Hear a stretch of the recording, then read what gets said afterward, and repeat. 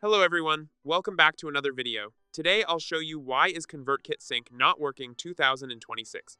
There can be several common reasons. API or server issues.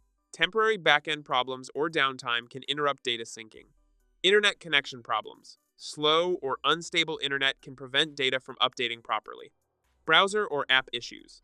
Outdated browser, app, bugs, or corrupted cache can affect sync. Integration or permission errors. Connected tools, for example, website forms, plugins, or third-party apps may have incorrect permissions or setup. Authentication issues. Expired API keys, tokens, or login sessions can stop synchronization. High traffic or processing delays. Heavy usage may slow down real-time updates. Security restrictions. Suspicious activity or account checks may temporarily limit syncing. If the issue continues, re-authenticate integrations, check API keys, clear cache, update your browser, and contact ConvertKit support.